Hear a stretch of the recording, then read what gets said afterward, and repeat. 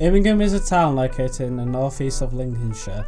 Most famous for its port, Immingham idolises its history, especially with playing a big part in the history of the Pilgrim Fathers. In the heart of Immingham lies the Immingham Museum, the place responsible for treasuring Immingham's history. Originally opened in 1970, the Immingham Museum had a number of locations in Immingham, but recently it has moved to the Immingham Civic Centre in 2012. The museum is currently under renovation work because of works around the Civic and is setting out a new layout.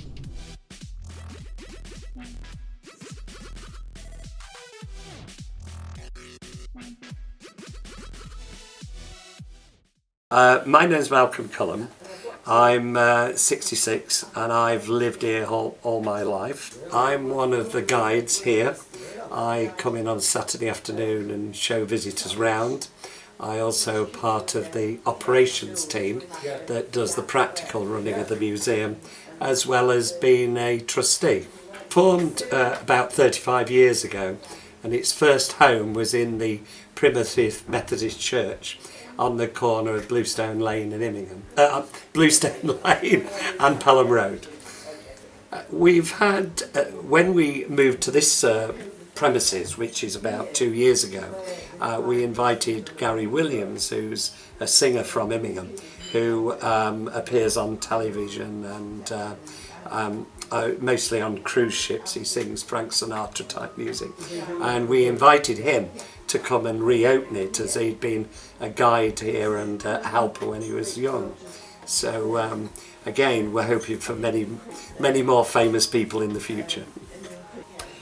It offers a glimpse into Immingham's past, both with the old-fashioned shops that we've got, and the videos, and especially the model railway, which obviously is a replica of the railway on Immingham Dock, and it shows how important the docks and the railways has been to Immingham and still is.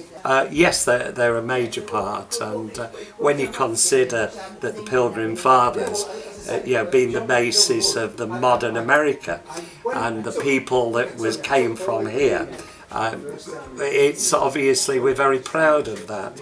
And it's 400 years in 2020 since the Pilgrim Fathers left Plymouth, and a short while ago a new compact was signed between all the places connected with the Pilgrim Fathers. It was signed in Plymouth, and I was lucky enough to go and sign it on behalf of Immingham. It was then flown to America, and all the places signed it there, and we now have a copy of that new compact here, and we're working with Plymouth to emphasise that leading up to 2020. The museum mainly has older volunteers who help because they have tasted the history of Immingham, but the museum has even attracted people who aren't from Immingham, as they have a specialist interest in different exhibits within the museum. The youngest member being a 17-year-old train enthusiast who helps with the upstairs railway.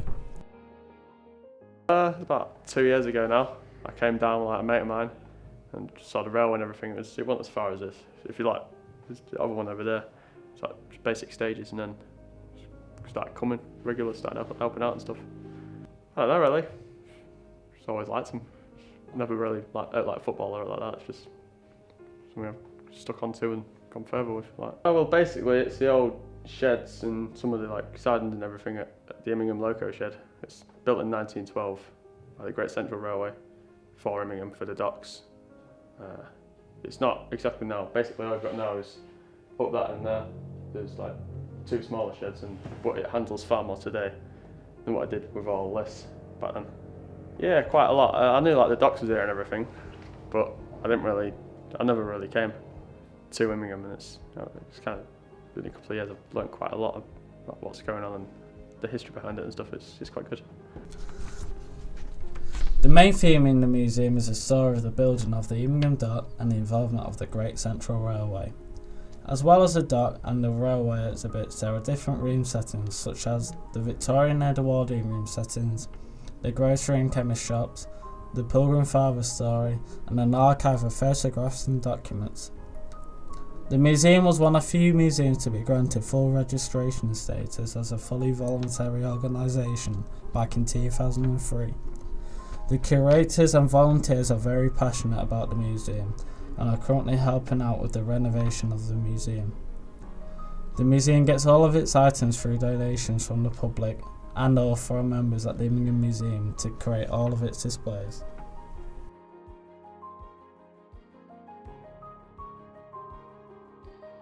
Yes, I came round about 2005 when the museum was starting to look at the celebrations for the cutting of the first sod at Immingham Dock.